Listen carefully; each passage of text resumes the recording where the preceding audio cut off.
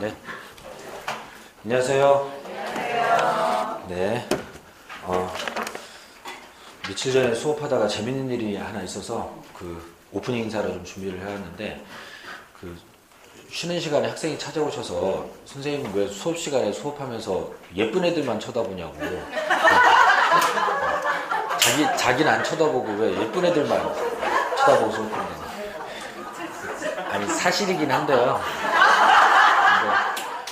근데 예뻐서 쳐다보는 게 아니고 잘 못 알아들어서 쳐다보는 거예요. 이게 예쁘기도 한데 못 알아듣고 앉아있으면 더 눈에 띌 거 아니에요. 그래 쳐다보는 거예요. 선생님들이 이렇게 수업하다 보면은 학생들 동태를 살필 수밖에 없어요. 그래야 진도를 나가니까. 그러면은 이제 보통 반에서 제일 중간쯤 하는 사람 타겟으로 잡아놓고 그 사람이 알아들으면 지나가 버려요. 그냥 어쩔 수 없잖아요. 다 알아듣게 기다릴 수는 없고. 근데 새로 이렇게 예쁜 학생이 와가지고 못 알아듣고 멍 때리고 앉아있으면은 자꾸 예쁘니까 눈에 띄는데 못 알아듣고 멍 때리니까 저거 어떻게 하지? 자꾸 쳐다보게 되는 건데 제가 자꾸 쳐다보면은 이뻐서 그렇구나 생각하시되 공부를 하셔야 됩니다. 공부를 해야 돼요. 그래야지 저도 편하고 여러분들도 편한 거예요. 네. 오해가 없길 바랍니다. 네. 자, 오늘 분묘기지권 뭘 차례죠? 네. 분묘기지권 384페이지입니다. 이거는 좀 쉬운 거고요. 이 뒤에 나오는 법정지상권이 좀 어려운 겁니다. 자, 일단 어떤 건지 소개를 잠깐 드리고 그리고 내용 보도록 할게요. 자, 분묘기지권이 관세법상 물권인데 뭐 이런 겁니다. 우리 지상권이라고 그러면은 갑소유 토지에 주로 이렇게 하죠. 갑소유 토지에 주로 건물 같은 거 지어놓고 토지 사용하는 권리를 지상권이라고 하죠. 근데 비슷한 구조인데 그 을소유에 있는 그 지상 시설물, 뭐 시설물이라면 시설물 같은 게 건물이나 수목이 아니라 공문 이렇게 묘를 써놓고 난 다음에 그리고 거기다가 이제 아버지 묻고 이렇게 해가지고 제사 지내기 위해서 토지를 사용하는 이런 권리, 이런 걸 이제 분묘 기지권 을 이렇게 하겠습니다. 그러면은 자, 지상권이랑 구조는 똑같은데 이제 지상에 있는 게 건물이나 공작물이 아니라 묘라는 거, 그리고 이제 사용 목적이 딴 거 아니고 그냥 제사 지내는 거, 뭐 이런 정도고, 우리나라가 오래전부터 이제 장례를 지내면은 이렇게 해놓고 1년에 몇 번씩 가서 제사를 지내는 이런 관습이라는 게 있는 거고, 그 관습이라는 게 전국적으로 다 누구나 알고 있는 관습이니까 법이라고 해도 될 만하다 해가지고 관습법이라고 해주는데, 근데 뭐 종교적으로 제사 안 지내는 종교들도 있다 보니까 뭐 우리나라에서 이걸 법률로 만들어가지고 자, 분묘기지권은 권리다 이런 식으로 하기에는 조금 문제가 있단 말이에요. 그래서 그냥 관습법으로 냅두고 제사 지내는 거는 말리지 말아야지. 전통 관행인데 뭐 이런 정도에서 인정해주겠다는 권리입니다. 그래서 그렇게 어려울 건 아니고 여러분들이 잘 아시는 장례 문화가 반영된 뭐 이런 물건이고, 제사는 지내게 해준다. 하지만 그 이외에 딴짓은 하면 안 된다. 이런 관점으로 공부해 주시면 되는 겁니다. 자, 그렇게 보시면 되겠고요. 자, 이제 시험에 필요한 걸 좀 보면은 밑에 내려가서 취득사유에서 A, B, C 그냥 세 가지 묶어 놓으시고 뭐 세 가지 방법의 취득이 있는데 일단 잠깐 보겠습니다. 자, A번은 토지 소유자 승낙을 얻어서 분묘를 설치한 경우에요. 그러면은 땅 주인 허락받고 묘를 설치하면 제사 지낼 수 있게 될 테고 뭐 그런 거 분묘기지권이라고 할 수 있겠습니다. 자, 그리고 B번은 둘째 줄에 보면은 시효 취득하는 경우라고 나오는데 시효 취득이 돼요. 그래서 요거는 형합펜 쳐놓을게. 자, 시효 취득하는 경우. 자, 분묘기지권 시효 취득이 됩니다. 자, 이제 좀 조심하셔야 되는 게 여러분들 그 중개사법 시간에 배우는 장사법에 보면은 분묘기지권 시효 취득 안 된다고 나오죠. 그래서 그거 좀 조심해 주셔야 돼요. 장사 등에 관한 법률에 따라 시효 취득 되냐고 물어보면 안 된다고 해 주시되, 민법 시험 문제, 뭐 중개사법에선 그럴 일 없고요. 민법 시험 문제에서 분묘기지권 시효 취득이 되냐고 물어보면 그냥 그렇게 물어보면 된다고 해 주셔야 돼요. 장사법 얘기 안 하고 물어보면. 이게 왜 이러냐면 장사 등에 관한 법률로 분묘기지권 시효 취득이 금지된 건 사실인데 장사 등에 관한 법률이 2001년도 제정 시행이에요. 그러면은 2001년 이후로는 금지됐지만 2001년 이전에 설치된 분묘들은 아직까지도 다 제사 지내고 있단 말이에요. 자, 그러면은 민법이라는 거는 중개사법하고 비교하면은 훨씬 나이가 많고 기본이 되는 일반법이란 말이에요. 58년부터 운영되고 있는 게 민법이고 장사법은 꼴랑 2001년도에 제정된. 그럼 민법이 보면은 이 장사 등에 관한 법률은 뭐 한 손잡벌밖에 안 되는 법이에요. 그러면은 자, 그 옛날 옛적 얘기는 정사법 가지고 할 얘기는 아니기 때문에 그러면 민법 시간에서 분묘기지권 시효치대 가능하다는 거는 옛날 분묘들은 어쩔 수 없이 아직도 민법 적용을 받기 때문에 시효치대 가능하다 이렇게 얘기하는 겁니다. 알아두시면 되겠고 이 얘기는 좀 이따 또 얘기 나와요.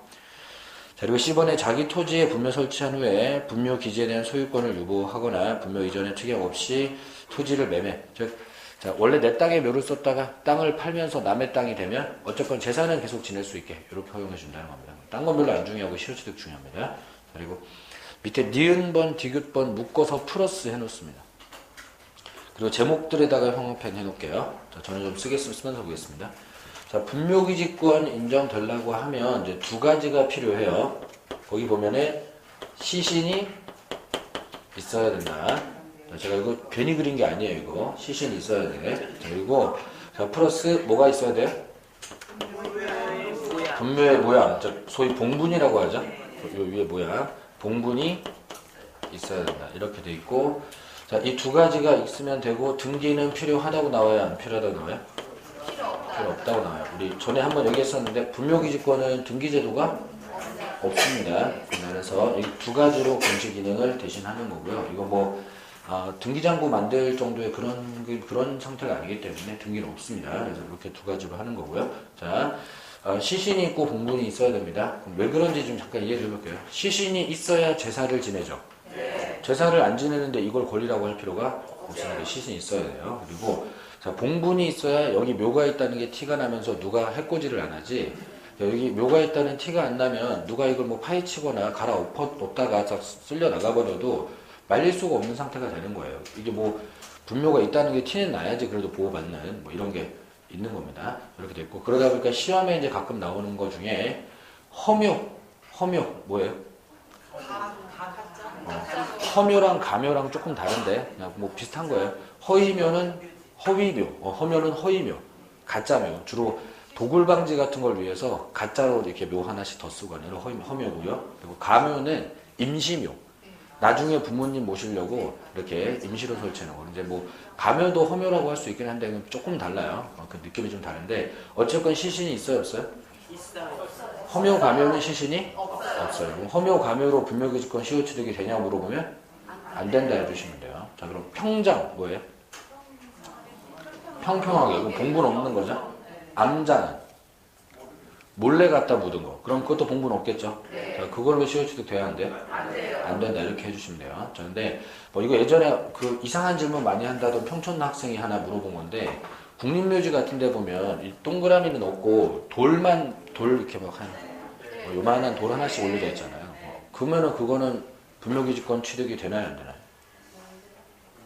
그것도 돼요. 뭐 국가 거라 그런 건 아니고 그 돌 판때기가 봉분 기능 하는 거예요. 그러니까 중요한 거는 여기 묘가 있다는 티가 나면 된다는 거지. 요즘 뭐 수목장도 있고 나무 심기도 하고 하는데 모양이 중요한 건 아니고 여기 분묘가 존재한다는 인식이 가능해야 돼.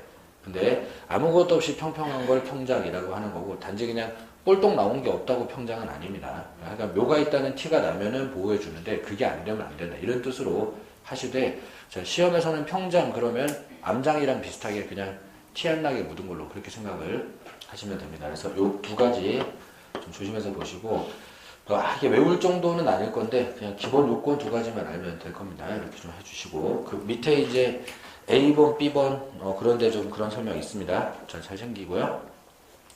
C번 둘째 줄에 밑줄 쳐놓겠습니다. 자, 일시적 묘실에 불과하다면 분묘기지권은 소멸하지 않고, 자, 그 밑줄 쳐놓고, 자, 메모를 좀 하겠습니다. 일시적 묘실이면 그렇고요. 자, 영구적 묘실이면은 분묘기지권은 소멸하는 겁니다. 자, 일시적 묘실이라는 거는 뭐 태풍이 불거나 산사태가 나면서 묘가 잠깐 쓸려 나갔다는 건데, 근데 시신이 존재하고 복구가 가능하다면 잠깐 묘실됐지만 복구해서 다시 또 제사를 지내겠죠? 자, 그럼 분묘기지권은 사라지지 않는다요. 근데 자, 완전히 떠내려가갖고 영구적 묘실이라면 제사를 지낼 수가 없죠. 그러니까 분묘기지권은 소멸이다 이렇게 되는데, 뭐 이게 아직은 그렇게 적극적으로 출제가 되는 건 아니기는 한데, 우리나라에 요즘 골프장 많이 짓죠. 근데 골프장 짓는 자리가 대부분 이 묘가 있는 자리가 많이 그게 생겨요. 이 뭐 약간 높이도 그렇고 여러 가지 이유로 이렇게 생기는데, 근데 이제 골프장 사업하시는 분들은 보통은 자본이 굉장히 많으신 분들이란 말이에요. 그럼 이분들이 골프장 사업을 몇백억씩 들여갖고 하려고 하는데 그 묘 한두 개 때문에 골프장 사업을 못 한다고 하는 게 이게 불만인지, 그 묘 자체는 건드리면은 불법이니까 묘 주위를 막 구덩이를 파버려요. 한 10m씩 20m씩 그렇게 해놓고 여름에 비 와가지고 그냥 쓸려 나가기를 기다리는 거예요. 그리고 주인이 그거를 딱 모르는 사이에 한여름에 그냥 떠내려 가버리면 나중에 나 몰라라 해버리는 거죠. 내가 그런 거 아니다 이렇게 해버리는 거죠. 뭐 걸리면 돈 물어주면 되고, 물론 불법이라서 걸리면 돈 물어주면 되는데 안 걸리면 그냥 그대로 사업 진행하겠다는 거죠. 이런 짓을 하다 보니까 이제 대법원에 판례가 좀 나오고 이렇게 하는데, 자, 어쨌건 뭐 잘못한 건 잘못한 거더라도 영구적으로 멸실돼 버리면 시신이 사라지고 제사를 안 지낼 거기 때문에 그럼 분묘기지권 자체는 소멸하는 겁니다. 그렇게 하는 거고, 그러면 의도적으로 그렇게 한 게 밝혀지면 손해배상은 하겠지만은 제사 못 지내면 분묘기지권은 무조건 소멸은 소멸이에요. 자, 이렇게 되는 겁니다. 자, 그리고 동그라미 3번에 기억번호 그냥 읽어만 주세요. 얘도 이제 일종의 물건이라 누가 침해하고 그러면 방어할 수 있다 뭐 이런 겁니다. 자, 그리고 자, 385페이지의 범위 부분에 A번에 둘째 줄 밑줄 치겠습니다. 둘째 줄 중간에 분묘의 보호 및 제사에 필요한 주위의 빈 땅에도 미친다 해놓고, 뭐 어려운 거 아니니까 자, 알고 가겠습니다. 보세요. 자, 분묘기지권의 면적 범위가 봉분 그 자체 여기서 요만큼만 쓸 수 있는 거냐, 아니면 주위에 빈 땅 좀 넓게 쓸 수 있는 거냐 이건데, 자, 뭐가 맞다? 밑에 거 옆에까지. 자, 이게 제가 그림을 일부러 이렇게 그리는 거예요. 이 디테일이 다 있는 거예요. 자, 제가 지상권 그림 그릴 때도 옆에서 살짝 삐져나가게 그리죠, 그죠? 저게 실제로 이 원래 분묘기지권 판례가 아니고 지상권에서부터 있던 얘기인데, 건물을 소유하기 위해 토지를 사용하는데 건물 그 바로 밑에 땅바닥만 써갖고서는 출입이 안 되잖아요. 이제 주위의 땅도 적당히 쓸 수 있단 말이에요. 이게 쓰는데 필요한 부분에서 분묘기지권도 비슷합니다. 자, 쓰기 위해서 주위까지 조금 쓸 수 있어요. 이렇게 뭐 면적이 정해진 건 아니에요. 여러분들이 장사법 배우면은 일반 분묘 한 기당 30제곱미터 넘지 못한다 이런 거 있죠? 그죠? 근데 그거는 묘를 너무 크게 써갖고 산을 뒤덮을까봐 그거 말리려고 하는 거고, 분묘기지권이랑 상관없어요. 우리 주위토지토행권이랑 건축법상 도로폭이랑 아무 상관없다 그러죠? 비슷하게 장사법의 일반 분묘 30제곱미터랑 분묘기지권 면적은 아무 상관도 없습니다. 상관은 없지만은 필요한 범위 내에서 적당히, 그러니까 뭐 공동묘지 지역에서는 옆에 묘랑 중간쯤에서 경계가 생길 거고요. 그리고 옆에 아무런 묘도 없다면 조금 넓게 쓸 수도 있을 텐데 그게 딱 정해진 건 아니고 그냥 적당한 범위 내에서 쓸 수 있다 이렇게 되어 있습니다. 그리고 그렇게 해야지. 자, 봉분 그 자체만 인정하면 제사 지내야 되는데 제사상 엿다 깔 거냐 이거? 어떻게 할 거냐? 여기 답이 없으니까, 그죠? 앞에 서갖고 절도 하고 상도 깔고 그래야 그게 제사지. 그러니까 그 정상적인 장례 문화는 존중을 해줘라 이런 겁니다. 지금 그래서 옆에까지 쓸 수 있다. 이거 안 어렵죠? 네. 자, 그리고 밑에 B번에 첫째 줄 밑줄 쳐놓습니다. 기존의 분묘 외에 새로운 분묘 신설할 거는 포함되지 않는다. 밑줄 쳐놓고, 자, 그러니까 남의 땅에 제사 지내면서 피해를 주고 있는 건 있는 거기 때문에 신설하는 거 안 돼요. 그냥 있는 데서 제사 지내는 거면 돼요. 그럼 잠깐 해보겠습니다. 쌍분 돼야 안 돼요? 안 돼. 쌍분이 뭔데? 자, 묘 옆에 쌍둥이 빈 이렇게 하는 거 쌍분이죠? 자, 이거 허용하면 이제 내년에 새 쌍둥이 된다. 자, 아빠 옆에 엄마 옆에 이거 안 돼. 그러면 합장은? 합장도 안 돼요. 합장은 이런 건 안 만들고 아버지 옆에 어머니 다시 묻는 거죠? 자, 요거 인정하면은 이제 어머니 옆에 아들도 묻고 아들 옆에 손자도 묻고 남의 땅에 영원히 대대손손 가족묘가 이렇게 되면 안 돼요. 자, 이렇게 되면 안 돼서 쌍분 합장은 토지 소유자 허락 없이는 하면 안 됩니다. 이거 이제 분묘기지권자가 할 수 있는 거는 그냥 있는데 제사 지내는 건 전통 관습상 말리지 않는 거지만 자꾸만 묘를 더 쓰는 건 그건 소유자 허락을 받아야 돼요. 그거는 이장도 안 돼요. 이장도 안 돼요. 자, 이걸 이제 뒤에 가면 이장 비슷한 얘기가 있어서 오해가 좀 있는데 이장을 할 권리는 없어 이 사람. 자, 남의 산에다가 묘를 쓰고 분묘기지권 하고 있다가 아들이 대학에 떨어졌어요. 그래서 옆으로 옮겨요. 그랬다가 또 아버지가 승진에 실패했어요. 또 옆으로 옮겨요. 남의 산에 구덩이를 50개를 파놓고 될 때까지 그렇게 하라는 권리가 아니잖아요. 그러니까 이장할 권리는 없습니다. 그냥 있는 데서 제사만 지내는 이런 권리입니다. 그래서 분묘기지권에 한 이름 이상한 소리 나오는 건 다 하면 안 돼요. 허묘, 과묘, 평장, 남장, 쌍분, 합장, 이장 다 안 돼. 그냥 제사만 지내. 이렇게 되어 있습니다. 제사만 지낸다 그러면 그걸 말리는 건 아니다. 이렇게 되어 있습니다. 이렇게 알아주시고 쌍분 합장 얘기도 그 밑에 B번 자세히 읽어보면 나와요. 근데 이제 일단 새로운 거 안 된다 그냥 이렇게 하면 되겠고. 자, 디귿번은 형광펜 치겠습니다. 자, 분묘기지권 시효 취득할 때 지류지급 의무가 없어요. 근데 이거는 이제 지상권도 그렇게 돼 있죠. 그래서 자, 시신과 봉분이 있으면 이제 토지 사용을 하는 거고 여기에 지료 지급이 의무는 아니에요. 물론 이제 합의하면 지급합니다. 근데 지상권도 그렇죠. 의무는 아니고 합의하면 지급하고 이렇게 합니다. 근데 의무적으로 하는 건 아니고요. 뭐 특별히 뭐 이렇게 기준이 있는 건 아니고 관습상 물건이니까 그냥 관습을 반영해 본다 그러면 자, 제사 지내러 1년에 해봤자 4-5번 오는데 근데 그거를 뭐 토지 사용료 받는다는 것도 그렇고 묘라는 게 명동에 있는 것도 아니고 보통 산에 있는 거고 이 묘 때문에 토지 사용을 못하는 자리가 그렇게 심각하게 발생되는 것도 아니고 그러면은 이거를 지류까지 의무적으로 내라고 하는 거는 옳지 않다. 이거 이렇게 됐고 자 만약에 중요한 자리에 이게 생겨가지고 지류를 받아야 될 것 같으면 그럼 약정하시고 그럼 약정하시는데 자, 무조건 내야 되는 건 아닌 것 같다는 거예요. 이거는 이렇게 됐습니다. 자, 그리고 이게 이제 시험에서는 분묘기지권에서는 제일 많이 나온 지문이에요. 자, 존속기간 A번에 밑줄 쳐놓습니다. 자, 분묘기지권 존속기간은 민법의 지상권에 관한 규정이 유추적용되지 아니한대요. 그래서 이 분묘기지권은 이 30년, 15년, 5년 이거 적용 안 해요. 왜? 당연한 소리입니다. 제사 30년 지낼 거야, 15년 지낼 거야, 5년 지낼 거야. 그게 어딨어. 진짜 이게. 그리고 여기 이게 무슨 경고한 건물인지 공작물인지 그런 것도 알 수가 없고. 그래서 그 뒤에 읽어보면 이렇게 나와요. 분묘의 수호 봉사를 계속하는 동안에는 사라지지 아니다. 그 얘기 뭔 소리예요? 제사 지내러 계속 오면 안 사라지는 거고 제사 지내러 안 오면 사라지는 거고 원래 장례 문화가 원래 그래요. 자, 보통 저희 집은 이제 3대 정도 지내는데 3대 넘어가면 제사 잘 안 지내잖아요. 그러면은 자, 보통 3대 정도 되면은 한 2, 30년 될까? 30년 정도 되는 것 같기는 한데 근데 뭐 경우에 따라서는 뭐 3대까지 꼭 지내야 된다는 게 있는 것도 아니잖아요. 그러면은 한 7년, 8년 만에도 제사 지내러 안 오고 한 2, 3년 방치되면 여기 막 풀이 나겠죠? 그렇죠? 벌초를 해야 되는데 벌초를 안 하면은 풀이 막 나고 한 3년만 벌초 안 해도 거기 묘가 있는지 확인도 잘 안 돼, 이제. 그러면 이제 자연으로 돌아가는 거지. 원래 그런 거니까. 그래서 이런 게 보장되는 게 아니라 뭐 4년, 5년 만에도 제사를 안 지내러 오면 사라지는 거고 그리고 30년이 넘었더라도 계속 제사 지내러 오는 동안에는 말리면 안 되는 거고 그러다가 걔가 영원히 올 것도 아니라는 거지.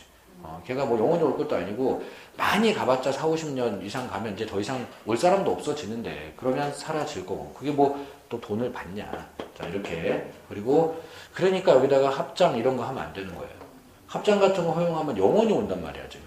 그 때문에 자 합장 이런 건 안 되고 그냥 있는 동안만 제사 지내는 까지만 이렇게 됐습니다. 그래서 기간 적용 안 해요. 자 그리고 자, 밑으로 가서 B번 같은 얘기고요. 자, C번 요건 밑줄만 쳐놓겠습니다. 자, 분묘기지권은 권리자가 의무자에 대해서 그 권리를 포기한 의사를 표시할 경우에 점유의 포기가 없더라도 소멸한다예요. 그래서 마지막에 점유의 포기 없더라도 소멸한다. 최근에 한번 나왔는데 칠판 보세요. 자, 이 사람이 분묘기지권을 행사하지 않겠다고 생각을 하면 토지 소유자한테 가서 저 내년부터 제사 지내러 안 와요. 이렇게 하면 되는 거죠. 그러면 분묘기권 사라진 거예요? 안 사라진 거예요? 사라진 거예요. 봉분이 있고 시신이 있는데 그래도 사라진 거예요. 이거는 조만간 이제 내년 되면 자풀이 무성해지고 후년 되면 흔적도 잘 안 남을 테고 한 4, 5년 지나면 이제 평탄화된다 그러죠. 봉분이 점점 깎여가지고 낮아지겠죠. 그죠?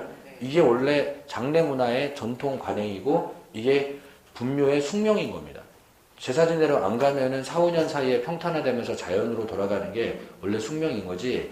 자, 제사를 안 지내겠다고 마음먹으면 시신을 다 수습을 해가지고 뼈를 갈아서 어디다 모아놓고 이게 관행이 아니잖아요.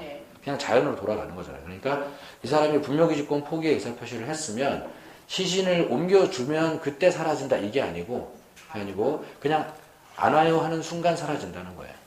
그리고 시신과 공부는 점점 자연으로 돌아가게 될 거다. 그냥 이렇게 돼 있습니다. 그래서 이게 이제 문제가 된 게 분묘기지권 행사 안 할 거예요 라고 해놓고 그 다음에 마음이 바뀌어가지고 몇 년만 더 쓸 거예요 이렇게 하려고 그러니까 땅 주인이 야 그런 게 어딨어 너 작년에 안 한다 그랬어 나 여기다가 골프장 만들려고 다 계획 세워놨는데 이제 와서 또 시신이 남아있으니까 분묘기지권 계속 주장하면 그러면 안 되지 왜 한 입으로 두 소리 해 막 이렇게 돼가지고 갔는데 자 이제 포기한다고 했으면 사라졌다는 거예요.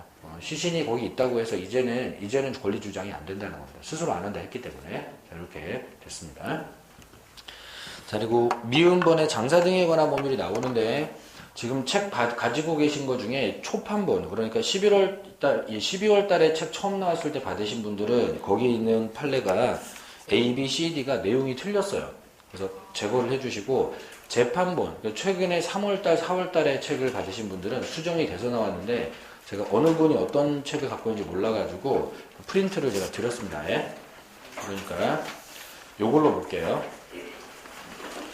아마 이제 그 재판본 바뀌어있는 판례를 받으셨어도 이게 뭐가 차이가 나는지 구별이 좀 힘들 거니까 아예 그냥 붙여놓고 이걸로 그냥 보시는 게 나을 겁니다.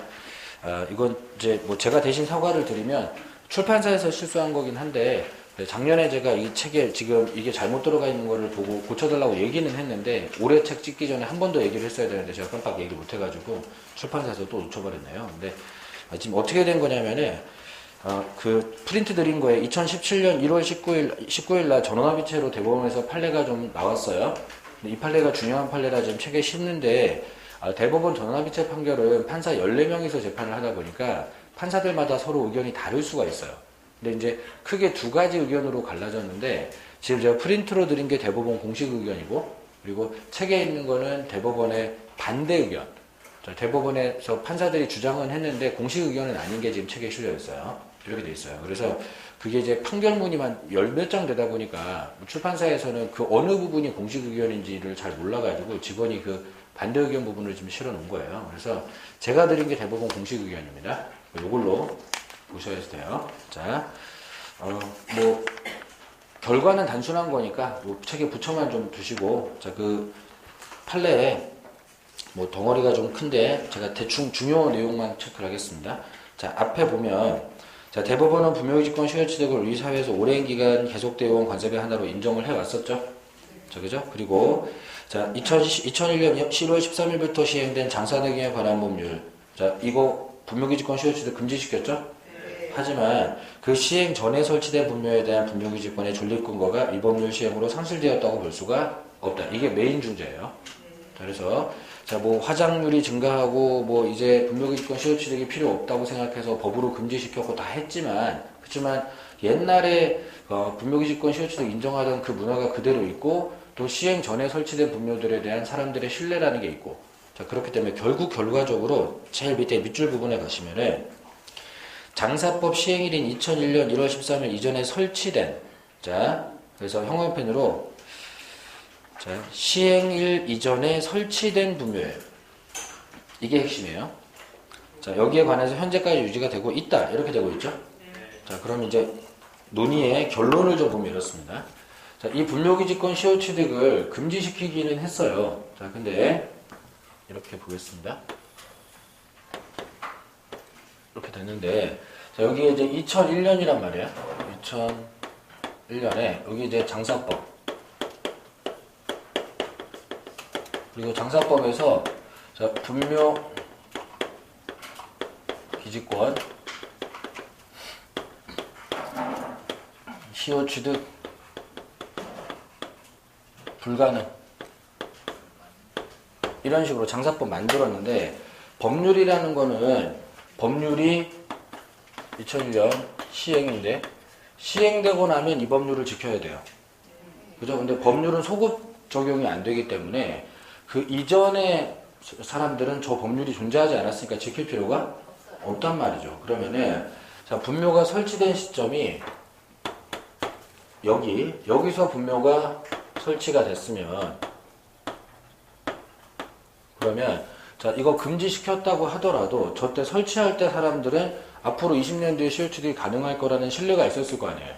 법률로 금지되기 전이니까. 그러면은 자, 이렇게 된 거는 시효취득이 가능해야지 되는 거고, 그래야지 신뢰라는 게, 법률은 이런 부분에 신뢰라는 게 필요하고, 그리고, 자, 시행일 이후에 분묘를 설치한 사람은, 이제는 이 법률에 따라 시효 취득이 가능하다, 불가능하다? 불가능하다. 이렇게 된 거예요. 어렵지 않죠? 어렵지 않죠. 그러니까, 자, 설치가 시행 전에 설치가 됐으면 분묘 기지권 시효 취득이 가능하다는 건데, 지금 대법원에서 논란이 된 부분이 뭔지 알려드릴 테니까 혹시 이게 X지문으로 갈까봐 알려드리는 겁니다. 자, 분묘기지권 시효 취득이 가능하려면 그러면 우리는 설치 시점만 보면 되는 거죠. 설치 시점만 보면 되는 건데, 자, 지금 대법원 반대 의견 가진 교수님들은 얘기는 뭐냐면, 자, 시행 전에 시효 완성까지 했었어야 된다는 거예요. 그러니까 설치만이 아니라 시행 전에 시효 완성까지 해야, 그래서 권리 취득까지 끝난 사람들만 보호해주지, 시행 전에 시작했더라도 시행 후에 완성한 사람들은 해줄 필요가 굳이 있겠냐, 좀 이런 의견을 냈는데, 대법원 다수 의견이 아직까지는 그래도 제사 지내는 사람들이 있고 그 신뢰를 무너뜨리기에는 우리 사회의 그런 관습이 너무 확고하니까, 그러니까 설치만 시행 전에 하면 말리지는 말자, 그리고 시행 후에 설치한 사람들만 이제 못하게 하지, 이렇게 됐습니다. 그래서 공식 의견은 설치만 보면 돼요. 설치만. 근데 시효 완성까지 시행 전에 해야 된다. 그럼 그거 이제 X인 겁니다. 지금 책에 지금 실려 있는 말이 시행 전에 시효 완성을 한 사람들이라 해야 된다 식으로 써 있는 게 그게 반대 의견인 거예요. 그렇게 됐습니다. 그럼 잠깐 결과 확인할게요. 그러면 분묘 설치가 95년에 설치가 됐어요. 그러면 시효 취득이 되는 거예요, 안 되는 거예요? 되는 거예요. 이게 시효 완성되는 게 2015년이 되겠죠? 여기서 완성되긴 하는데 우리는 여길 보는 게 아니라 설치 시기만 시행 전에 설치가 되면은 완성은 나중에 되더라도 이것도 시효 취득이 가능하다. 자, 이렇게 해주겠다는 거예요. 이렇게. 그리고 이제 대법원 반대 의견은 대략 뭐 봤을 때 81년 이전에 설치된 분묘들만 시효 취득을 허용하겠다는 취지가 되는 건데, 근데 공식 의견은 이렇습니다. 그래서 설치만 보면 돼요. 더 간단해요. 그러니까 혹시 X지문으로 변형돼서 나올까봐 그 얘기 드리는 거니까 이 정도로 해주시면 되겠습니다. 이렇게 보시면 되겠고요. 시험에 나오면 2001년을 외우라고 하진 않아요. 출제를 많이 하게 된다면 장사법 시행일을 알려주고 제시를 해주고, 근데 뭐 몇 년도 설치에 뭐 어떻게 이렇게 내지, 저걸 외우라고 하진 않으니까 저런 숫자들은 안 외워도 되기는 하는데, 근데 원리는 알아야 되겠죠. 이 정도 그렇습니다. 이렇게 하고요. 그럼 이제 분묘기지권은 제일 어려운 판례까지 다 했는데 뭐 그닥 어렵다 할 만한 게 없죠. 제가 볼 때는 시신과 봉분이 있어야 된다. 그리고 등기는 안 해도 되고, 지금 노란색으로 써놓은 거 지료지급은 뭐 몇 가지 뭐 그런 거 좀 약간 암기사항이고, 나머지는 그냥 재산을 지내세요. 이렇게 하면 되네. 이런 겁니다. 뒤로 갑니다. 자, 얘는 뭐 이렇게 할 수 있지만 법정사건 까다로워요. 자, 386페이지 아래쪽부터 나오는데, 이제 1월 달에 이게 어떤 제도인지 소개는 좀 드렸었어요. 자, 철거 방지를 위해서 지상권 강제로 인정을 해줘가지고, 모두 다 피해를 보지 않을 수 있는 상황이라면 건물도 지키고 이해관계 조율도 하자, 뭐 이런 건데, 이게 이제, 법률로 규정이 있는 게 4개, 법정지상권이라는 게 4개가 있고, 그리고 관습법이라고 해서 조문이 없는 게 이제 따로 하나 있는데, 이 해보면 관습법상 법정지상권은 조문이 없다 보니까 예외 현상이 많이 발생되고 어쩔 수 없이 암기사항이 많이 생겨요.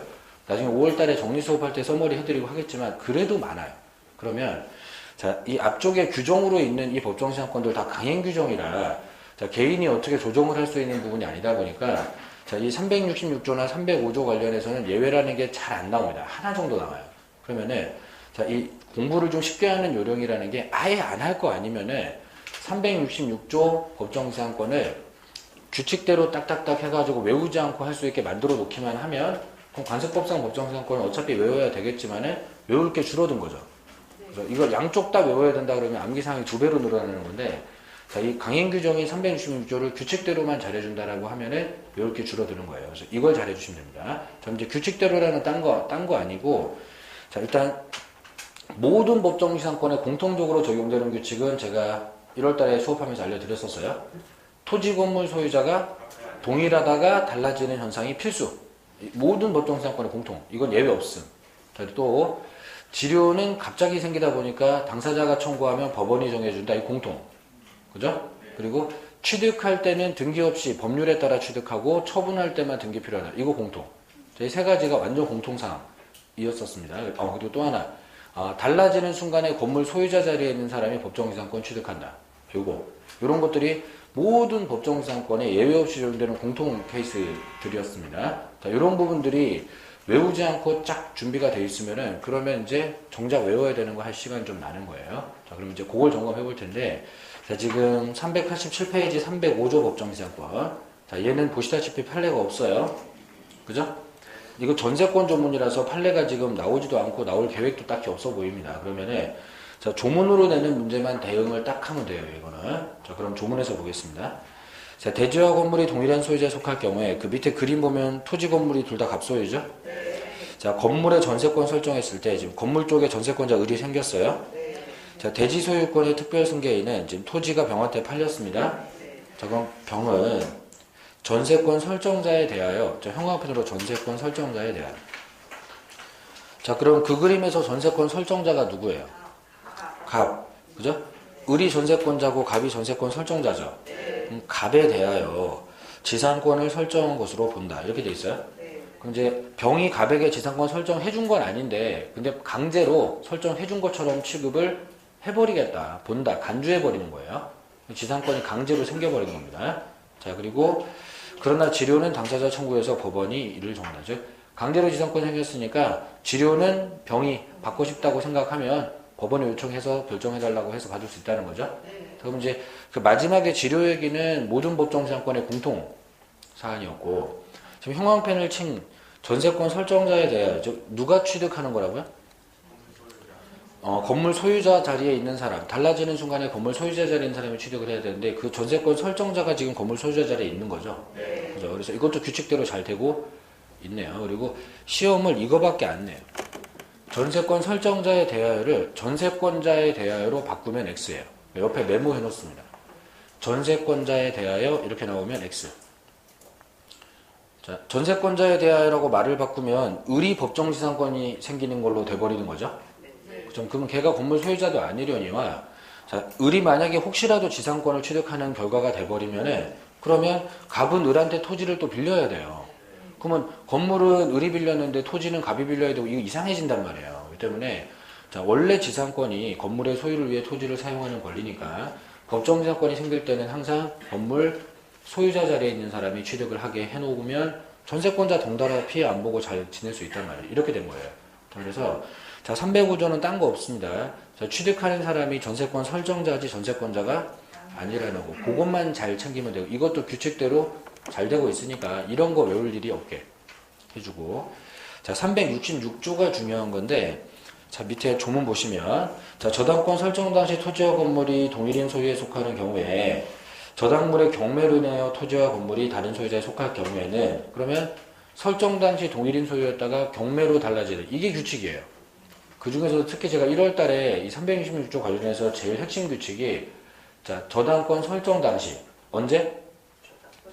저당권 설정 당시에 토지와 건물의 소유자가 동일하면 인정, 그거 안 되면 인정되지 않는다. 이것만 잘 지키면 예외가 딱 하나밖에 안 남고 다 안 해오고 해결이 됩니다.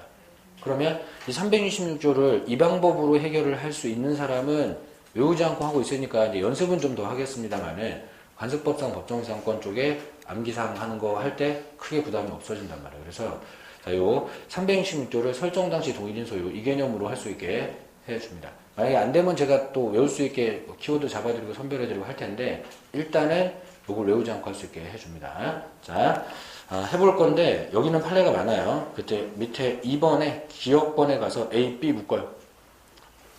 A, B 묶고 두 개가 동일한 취지의 판례들인데 A번 첫째 줄 끝에 따라서 뒤에 형광펜 치겠습니다.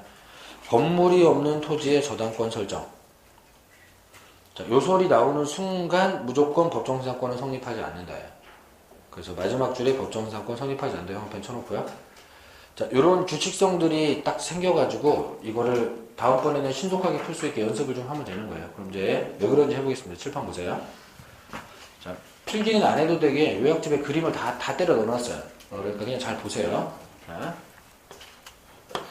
건물이 없는 갑소유의 토지에 저당권이 생겼다는 거예요.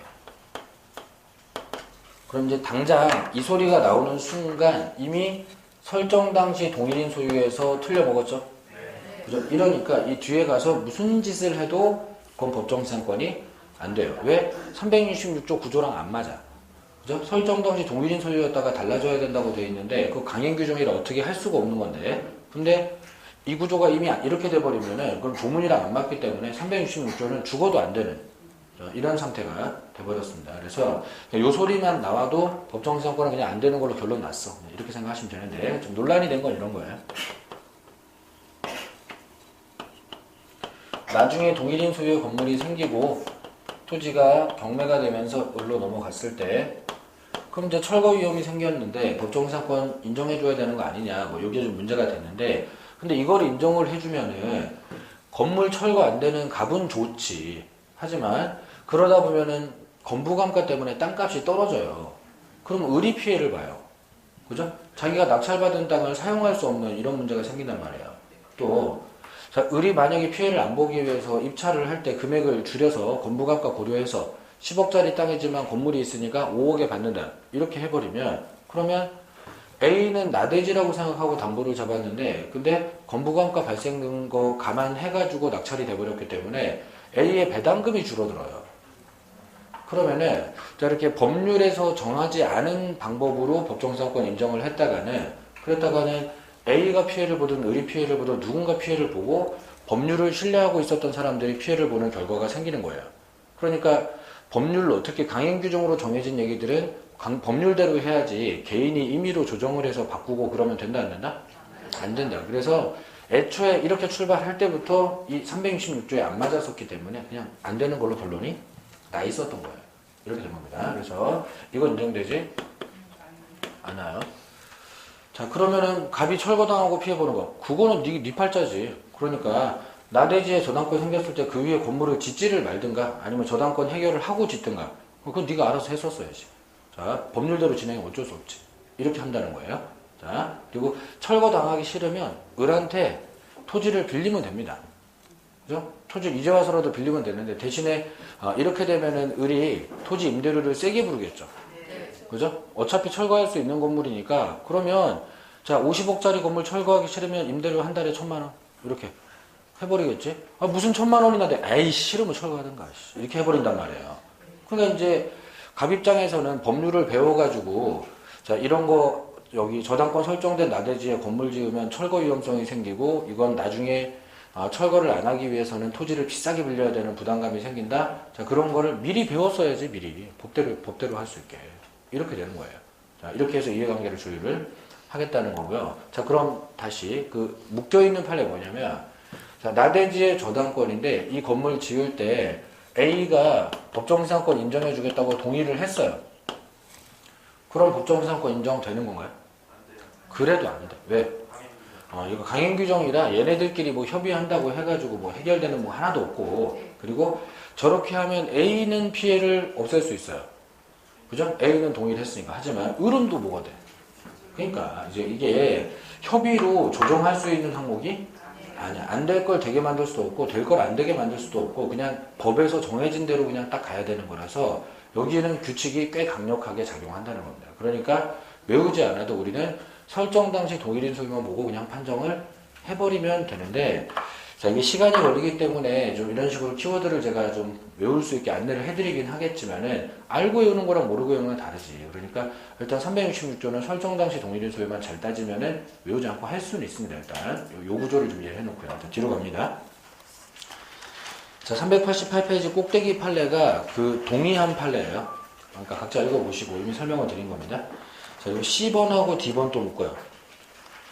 C번, D번 묶은 다음에 자, C번 첫째 줄 끝에다가 형을 치겠습니다. 무허가 건물, 미등기 건물, 면적이 지극히 작은 건물이라도 법정지상권 성립한다.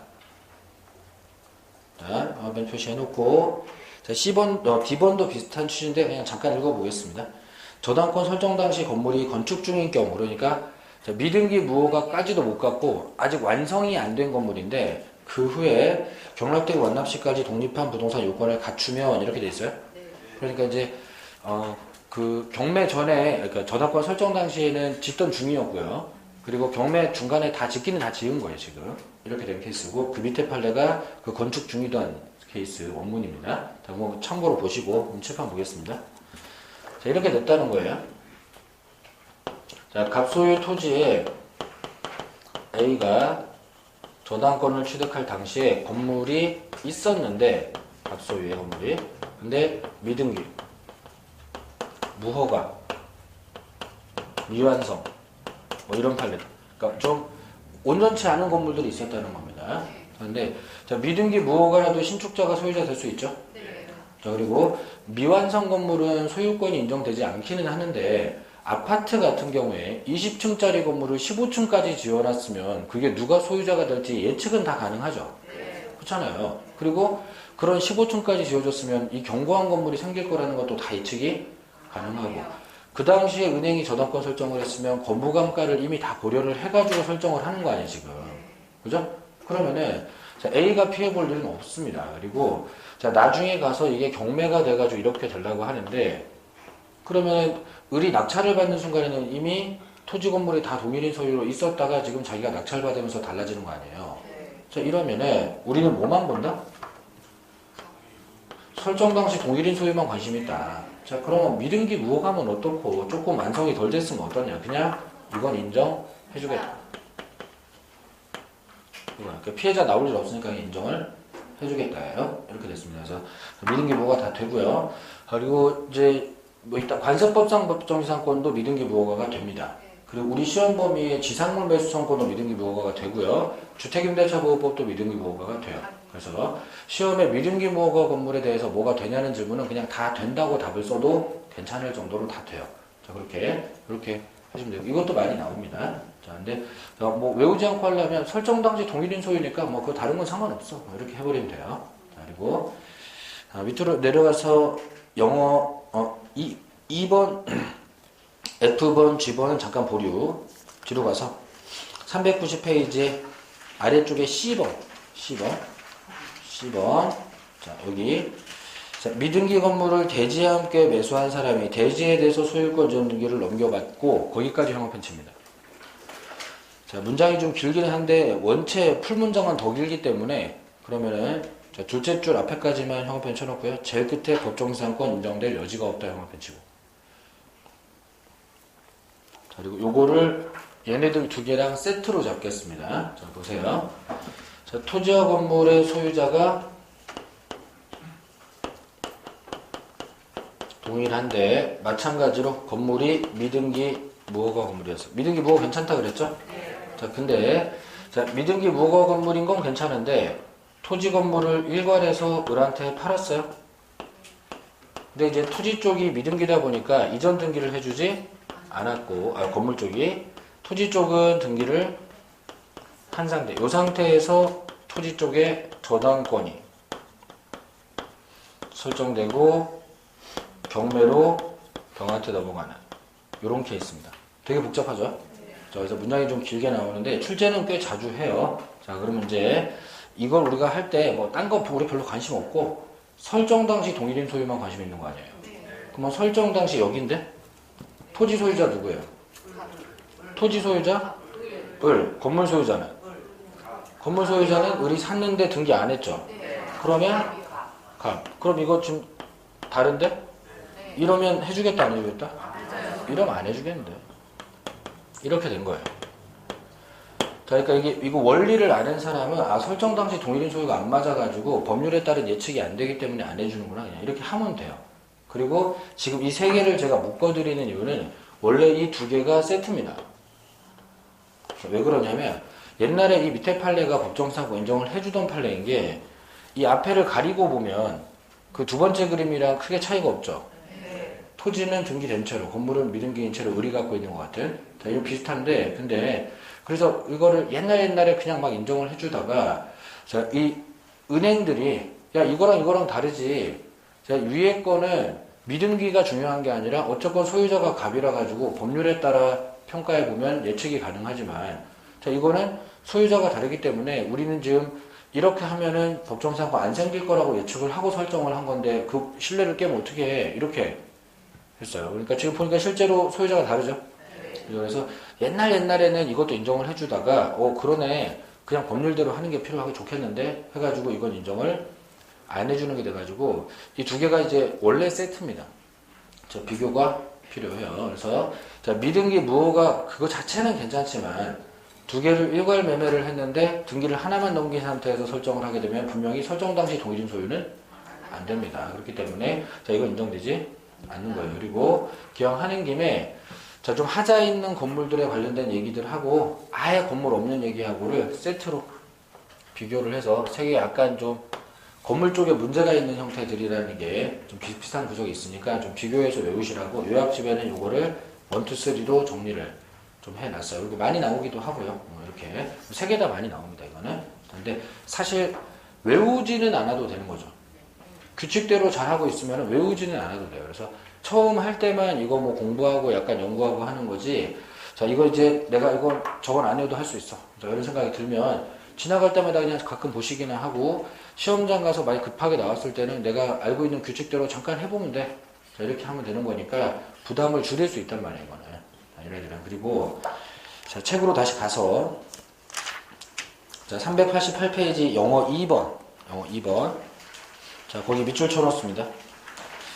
자, 저당권이 설정될 당시 존재하던 건물이 그 후 중개축, 신축될 경우에도 법정지상권이 성립된다. 자, 그리고 아래쪽에 구건물 기준으로 한다. 그것도 밑줄 쳐놓고 자, 그 밑에 있는 판례가 이제 그 관련된 사안입니다. 자, 근데 자, 이거는 출제를 많이까지는 안 하는 거라서 일단 좀 기준을 보도록 할게요. 자, 지금 이렇게 됐습니다. 동일인 소유의 토지와 건물 중에 토지 쪽에 또 저당권이 걸린 거예요. 그러면 이미 결론 났잖아. 그죠? 설정 당시 동일인 소유가 돼버렸잖아. 그러면 이제는 뒤에 가서 무슨 일이 벌어지든 법정지상권은 무조건 되는 거예요. 강행 규정이라 될 놈 안 되게 만들 수가 없어요. 자, 근데 그 뒤에 벌어진 일이 이 건물을 한번 때려 부시고 증개축, 신축, 몇 시로 신축. 그러니까 제일 심한 걸로 해보면은 몇 시로 신축. 이렇게 됐다는 거예요. 자, 그랬다가 경매로 달라졌다는 건데 인정해줘야 안 해줘요? 해줘요. 우리는 어차피 설정 방식만 보니까. 그러니까 이건 인정을 해줘요. 이렇게 한다고 해서 이미 건부감가를 예상하고 있던 저당권자가 피해볼 일도 아니고 경락인이 피해볼 일도 아니고 그렇기 때문에 인정해줍니다. 그래서 철거 후 신축 뭐 이런 거 신경 안 써도 괜찮아요. 그런데 다만 A가 예상을 하고 있었던 법정지상권이 몇 년짜리인지를 생각해보면 옛날 건물은 초가집 자, 그러면 15년짜리 적용될 건물이었고 새로 지은 건물은 경과한 건물 자, 그러면 30년짜리 적용될 건물인데 자, 옛날 거 기준, 지금 거 기준 옛날 거 기준 왜? 저당권자가 그렇게 예상을 했으니까 그러니까 철거 방지 목적 다 좋은데 근데 피해자가 나오면서까지는 안 되는 거니까 그러면 구건물 기준으로만 해주면 예상 범위 내에서 다 벌어지는 거니까 피해자 안 나온다는 거예요. 그죠? 그러니까 여기서 설정 당시 동일인 소유라는 규칙을 만든 이유도 그렇게만 하면은 피해자가 안 나온다는 거지. 예측이 다 가능하고. 근데 이것도 그러면 구건물 기준으로만 해주면 피해자 안 나온다는 거예요. 이렇게 해야 된다는 건데 근데 자 389페이지 F번 별표 자, 이거는 이제 강제로 외워서라도 해줘야 돼요. 자, 지금 방금 한 2번이랑 F번이랑 그 밑에 G번을 비교를 해야 되는데 F번은 강제로 외워서라도 해줍니다. 자, 동일인 소유에 속하는 토지와 그 지상 건물에 관해서 공동저당권이 설정되는 형화편으로 공동저당권 그리고 그 건물이 철거되고 새로 건물이 신축될 경우 형화편으로 철거되고 신축될 경우 이러면 제일 끝에 가서 법정지상권은 성립하지 않는다예요. 법정지상권 성립하지 않는다 형화편 쳐놓고 자, 아까 철거 신축 괜찮다 했잖아요. 근데 이 판례는 철거 신축 때문에 안 되는 판례가 되어버렸습니다. 자, 그러면 왜 그런지 이유를 볼게요. 자, 토지와 건물의 공동저당권이 설정됐죠? 그러면 이 공동저당권이라는 거는 자, 토지 쪽 건물 쪽에다가 저당권을 양쪽 다 설정해서 양쪽 다 경매하고 양쪽 다 우선 변제받고 이러려고 하는 저당권 2개 설정하는 행동인 건데 근데 자, 그 이후에 건물을 한번 때려 부셨다고 나오죠? 자, 그리고 새로 지었는데 그러면 새로 지은 건물을 이렇게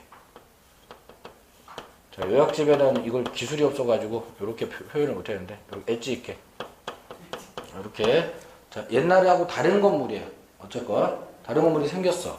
자, 이렇게 됐는데, 자, 이게 토지가 경매가 되고 이렇게 됐다는 거예요. 그럼 이거랑 거의 똑같은데 단순 저당이냐 공동 저당 요 차이가 난 거죠. 자, 근데 이거 지금 인정을 해준대 안 해준대? 안 해준대. 근데 심지어 설정 당시 동일인 소유가 맞아. 근데도 안 해주는 거야. 그 얘는 예외적인 현상인 거지. 그러니까 이게 유일한 예외예요. 그러면은 자, 이건 왜 이렇게 됐냐? 사실 그 설정 당시 동일한 소유와 그 규칙이 생긴 이유가 피해자가 안 나오게 하면서 하려고 그 규칙을 만든 건데, 근데 이거는 규칙대로 했는데도 피해자가 나와버렸어요. 그러니까 안 된다고 하고 있는 거예요. 자, 잠깐 해보겠습니다. 자, 요거 자, 외울 필요까지는 없고 우리는 그냥 결과만, 안 된다는 결과만 알면 되는데, 지금 원래 A가 토지 쪽 건물 쪽에서 우선 변제를 요만큼씩 받으려고 했었어요. 근데 건물이 없어지면 당연히 건물에서 경매 배당을 받을 수가 없는데, 그래도 가만히 있었던 이유가 지금 건물이 사라지면 건부감가가 사라지면서 토지 가격이 높아진단 말이에요. 그러면 토지만 경매해도 충분한 돈이 나올 것 같기 때문에 가만히 있었던 건데, 신규 건물이 생기면 이거는 서로 다른 건물이라 여기에는 설정이 안 돼 있을 거고 토지는 건부감가가 또 생겼겠죠. 그러면은 A는 지금 자기가 생각했던 우선 변제 금액보다 반 정도 줄어든 상태로 경매를 하고 있는 거예요. 여기서 법정지상권까지 인정해주면 굉장히 피해가 심각해지는 거예요. 이렇게 되는 거예요. 그래서 자, 배당 피해를 보기 때문에 이렇게 처리를 합니다. 자, 그러면 공동저당 소리만 나오면 법정지상권 인정 안 된다고 해도 되냐? 자, 옛날에 강사들이 그렇게 가르치고 했었는데 사실은 그런 이유도 안 알려주고 그렇게 그냥 키워드에 의존해서 뜻은 잘 모르지만 공동저당 아웃 뭐 이렇게 하다 보니까 그러니까 문제가 생기는 거예요. 그 밑에 F번 밑에 G번에 가보시면은 자, 토지와 함께 공동 근저당권이 설정된 건물이 그대로 존속함에도 등기부상 멸실의 계제가 이루어졌다. 이런 판례가 있죠? 근데 그 판례 끝에 가보면 법정지상권 생겨요, 안 생겨요? 생겨요. 그러면은 자, 공동저당이 문제는 아니었던 거야. 그죠? 공동저당에서도 생기는 판례가 있는 거 아니야, 지금. 그럼 그거 잠깐 해봅니다.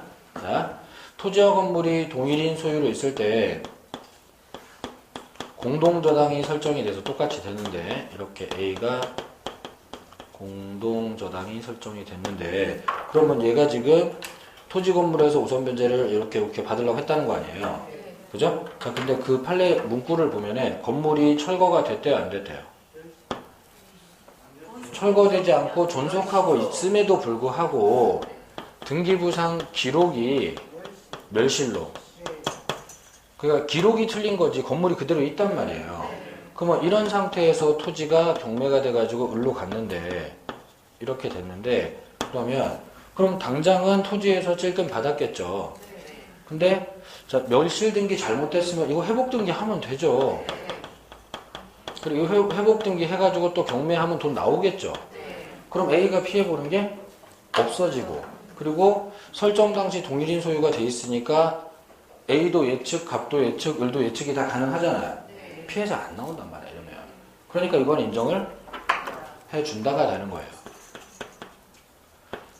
자, 그러니까 자, 공동저당이라는 키워드만 외워갖고 할 수 있는 상황은 아닌 거예요. 애초에 이유를 알아야지 뭐가 답이 나오지, 이유를 모르고 결과만 그렇게 외우다 보면 이런 오류가 생겨난단 말이죠. 그러면은 자, 이런 판례가 또 있어요, 사실은.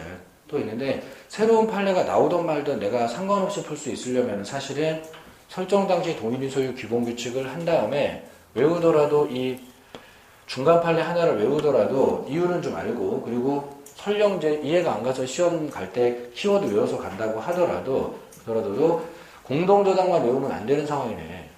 그죠? 공동저당 플러스 철거, 신축. 이 두 개가 같이 나오면. 자, 공동저당과 철거, 신축이 같이 나오면 법정지상권 인정되지 않는 거예요. 자, 철거, 신축만 나와도 괜찮아. 공동저당만 나와도 괜찮고. 근데 공동저당 플러스 철거, 신축 같이 물리면 이런 식의 배당 피해가 생기면서 인정해 줄 수가 없어요. 그럼 이것도 약간 세트죠? 자, 그래서 요 세 개도 몰아놨단 말이에요. 몰아놓고 제일 많이 나오는 요 녀석. 요 녀석을 정확하게 외우고 나머지는 그 연계해서 하면은 좀 적게 공부해도 같이 하는 것 같은 결과가 되잖아요. 이렇게. 자, 그리고 자, 이 6개는 출제를 굉장히 많이 해요. 근데 이제 딱 하나 빼고는 예외가 없죠. 그죠? 그러니까 이걸 이렇게 해갖고 해치울 수만 있으면은 그럼 이제 뒤에 가서 암기상 할 여유가 생기는데 이게 만약에 암기상이 돼버리는 순간 자, 여기 판례들이 하나씩 세트로 더 딸려있으려고 했었고 그럼 이게 거의 10개 가까운 분량이 됩니다. 그리고 아직도 지금 남아있어요. 이렇게 되면 이제 저건 아씨 나 안 해 이렇게 돼버린다고 이게. 근데 얘들 사실 규칙대로 잘 되고 있잖아요. 그러니까 오늘 처음 배우는 거니까 오늘 당장 판정은 잘 안 되고 헷갈리고 하더라도 잘 이해를 해가지고 안 외우고 할 수 있게 만들어 놓는 게 중요하다고 이게. 그리고 잘 되면 이제 이게 좋은 점이 뭐가 있냐면은 이제 어디로 가시냐면은 자 책에서 봤을 때 390페이지에 니은번에 뭐 A번은 판례 아니니까 자 B번 잠깐 보겠습니다. 자, 저당권 설정 당시 토지와 건물이 동일인에 속하였다면 나중에 어느 한쪽이 제3자에 양도되어 각각 다른 소유자에 속하게 되더라도 법정사고 성립을 인정한다. 자, 이런 거 참고 이렇게 써놓습니다. 출제 한 번밖에 안 나왔던 건데 그럼 참고 이렇게 써놓고 이런 거 공부 안 해도 되는 거예요. 이제 양이 점점 줄어드는 거예요. 왜? 우리는 규칙을 아니까 자, 설정 당시 동일인 소유 그러면 저당권 이것만 우리가 확보를 하면은 그 이후에 지금 이 케이스 같은 경우에는 이렇게 된 케이스인데 이렇게 됐다가 토지가 경매가 돼서 여기는 병이 되고 여기는 을이 되고 이렇게 되는 케이스인데 여기는 경매가 됐고 여기는 매매가 됐고 뭐 그림도 복잡하고 막 그런데 근데 뭐 다 관심 없고 난 여기만 관심 있으니까. 자, 그죠? 자, 이러면 인정해준다, 안 해준다? 이러면 인정해준다. 거미도 배우러 왔네. 해준다. 그러니까 이렇게 하면 돼. 그러니까 잘 안 나오는 게 나왔을 때 그냥 규칙대로 해버리면 돼. 지금 이 규칙을 벗어난 게 요놈 하나기 때문에 딴 거는 나오면 그냥 설정 당시 동일인 소유만 찍어서 확인해보면 돼요. 그리고 이 판례가 실제로 좀 어려운 거는 동일하다가 달라지는 순간에 이건 매매로 달라졌기 때문에 처음에 을이 관습상 법정상권 취득했다가 자 이거 경매가 되는 순간부터는 자, 법률이 관습법보다 우선이니까 366조 법정상권을 받기는 되게 복잡한 판례예요. 그래서 한 번밖에 안 나왔었다고. 자 그러면은 자 이런 것까지 다 하려고 그러면 괴롭잖아. 하지만 되는지 안 되는지만 판정하라 그러면 나는 망고불변의 규칙을 알고 있단 말이지. 그러니까 이거를 안 해도 된단 말이에요.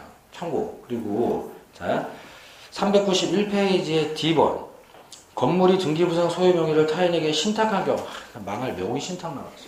한 번 나오긴 했는데 얘도 우리가 이제 공부를 기본적으로 잘 했으면은 안 해오고 가는 거예요. 참고 표시해놓고요. 칠판 보겠습니다.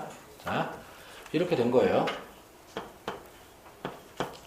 토지 건물 소유자가 동일했었다가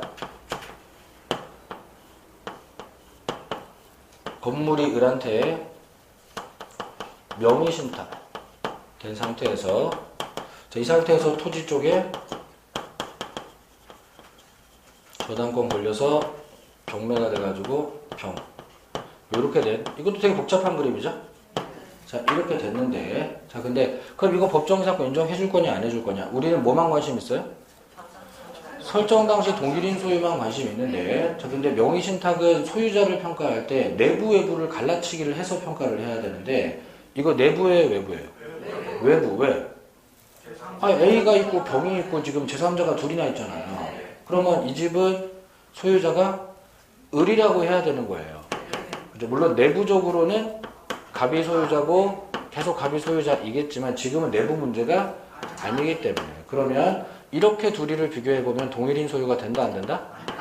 안 된다. 그럼 설정 당시 동일인 소유가 안 되니까 법정사건 인정되지 않는다. 그러니까 이게 규칙을 이해한 사람이 보는 혜택 같은 거예요. 응용 문제나 난이도 상급의 상급 문제로 응용지문 나오더라도 규칙을 한 사람은 요 공동저당 철거 신축 판례 하나를 제외하고는 예외가 없기 때문에 시간만 주어지면 어떤 난이도든 다 풀 수 있다는 거지.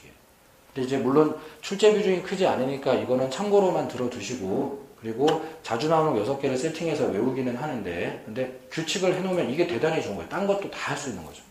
그러니까 이걸 일단 해보시고, 관세법상 법정지상권은 규칙이 있는데 그렇게 딱 떨어지는 규칙이 아니라 뭐 예외가 계속 있는 규칙이에요, 좀.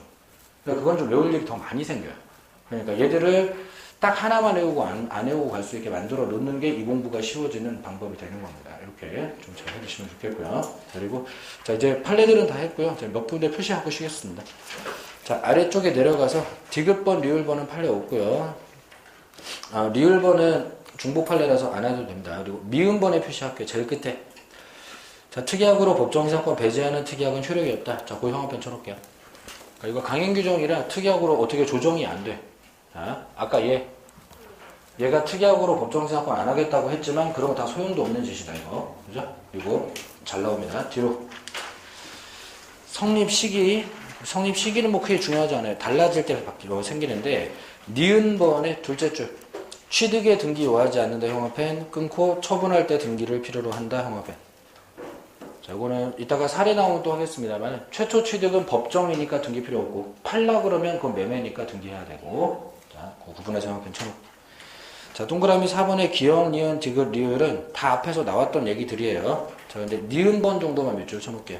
지료는 당사자 협의로 결정하지만 협의가 이루어지지 않으면 법원이 정한다. 자, 그 외 디귿번은 왜 우리 지료 얘기할 때 지료 결정이 안 되면은 2년이 넘어도 소멸 청구 안 된다들 그런 앞에 다 나왔던 얘기들이라서 딴 거는 안 하셔도 그냥 한번 읽어보고 치우시면 되는데 법정지상권만을 위해서 좀 더 신경 쓸 거라면 니은번입니다. 그 정도 해놓고요. 쉬었다가 관세법상 법정지상권 보겠습니다.